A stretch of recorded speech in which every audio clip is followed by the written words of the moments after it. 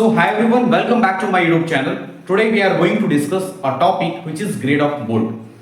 तो grade of bolt में हम लोग सेलेक्ट किया है three type of grade of bolts. पहला है हमारा 8.8, सेकेंड है हमारा 10.9, थर्ड है हमारा 12.9। ठीक है, ये समझ में आ गया। अभी हम बात करते हैं कि जो हमारा 8.8 ग्रेड का बोल्ट है, ठीक है, उसमें मीडियम कार्बन स्टील, ठीक है, और उसका जो कॉम्पोजिशन होगा, उसका जो स्टील है वो क्वेंच्ड होगा और टेम्पर्ड होगा। ठीक है, तो उसका हम लोग बात करने जा रहे हैं। तो अभी देखो, अगर हम बात करते हैं प्रूफ लोड की, ठीक है, और प्रूफ लोड 8.8 ग्रेड बोल्ट का जो है हमारे पास 580 होता है।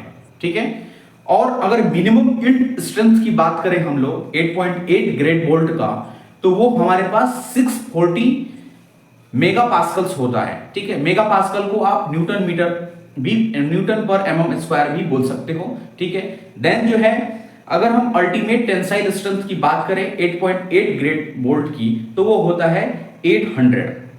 अभी देखो, ये चीज जो था वो एक जनरल प्रोसेस है कि आप मिनिमम यील्ड स्ट्रेंथ और मिनिमम टेंसाइल स्ट्रेंथ 640 और 800 कैसे निकाल सकते हो।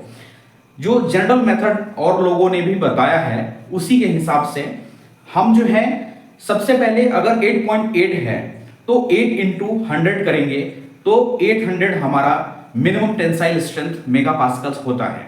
अभी 0.8 जो है वो 0.8 इंटू 800 करेंगे तो 640 आता है मेगा पास्कल। ये हमारा मिनिमम यील्ड स्ट्रेंथ है, लेकिन ये जो है वैलिड है ओनली फॉर 16 mm लेंथ का जो बोल्ट है, उसके जस्ट बिलो जो जितना बोल्ट आता है उसके लिए ये एप्लीकेबल है। तो उससे 16 mm के ऊपर के बोल्ट के लिए जो प्रूफ लोड होगा वो 600 मेगापास्कल होगा। ठीक है, और मिनिमम यील्ड स्ट्रेंथ जो है वो 660 मेगापास्कल, और मिनिमम टेंसाइल स्ट्रेंथ की अगर हम बात करते हैं तो वो है 830 मेगापास्कल। ठीक है, ये समझ में आ गया।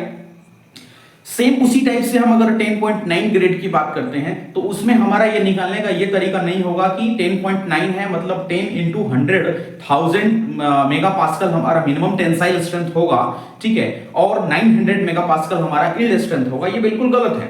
तो जो एग्जैक्ट वैल्यू है वो मैं आप लोगों को बताता हूं।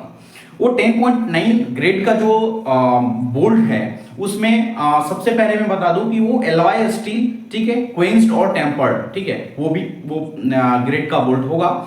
उसमें अगर हम प्रूफ लोड की बात करें तो 830 मेगापास्कल, ठीक है, होता है, और यील्ड स्ट्रेंथ की बात करें तो वो है हमारा 940 मेगापास्कल।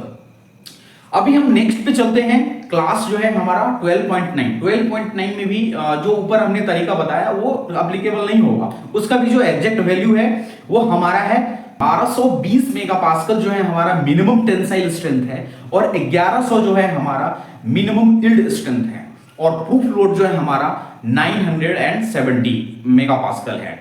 देखो, तो यहां हम दो चीजें समझ में आ रही है हमको, एक मिनिमम टेंसाइल स्ट्रेंथ और एक मिनिमम यील्ड स्ट्रेंथ। एक्चुअली ये क्या होता है, अभी देखो स्ट्रेस स्ट्रेन कर्व डायग्राम में अगर आप देखोगे तो सबसे पहले जो स्ट्रेस वर्सेस स्ट्रेन का जो डायग्राम है उसमें सबसे पहला जो हमारा जो लोड है उसको बोलेंगे क्लैंप लोड, जो कि 75% ऑफ प्रूफ लोड होता है।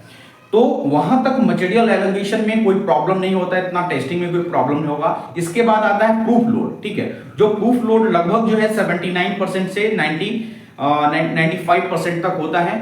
ठीक है, किसका? मिनिमम टेंसाइल स्ट्रेंथ का।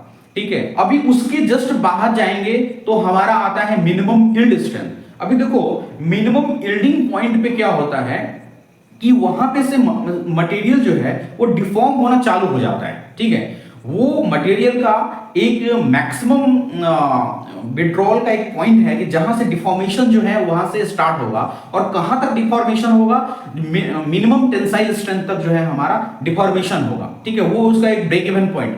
वहां जाने के बाद वो किसी भी टाइम पे फ्रैक्चर हो सकता है।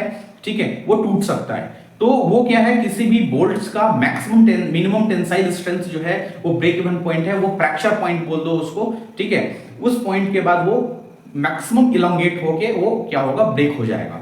तो समझ में आ गया। तो ग्रेड ऑफ बोल्ट में मेजर जो है हमारे पास तीन जो ग्रेड ऑफ बोल्ट हमने बताया 8.8, 10.9 और 12.9 ग्रेड का जो बोल्ट है उसकी वैल्यू हमने आपके साथ डिस्कस करी, ठीक है। अच्छा, 10.9 के केस में अगर हम बात करें तो जो हम लेंथ की बात कर रहे हैं वो 5 mm से लेके 100 mm तक की बात कर रहे हैं, और 12.9 mm में अगर हम बात कर रहे हैं तो उसमें 1.6 mm से 100 mm लेंथ की हम बात कर रहे हैं बोल्ट की, ठीक है। तो ये सारी चीजें आशा करता हूं कि समझ में आ गई होंगी, और आगे आप लोग सभी लोग बने रहेंगे, ठीक है। Thank you for watching this my video. Okay, thank you.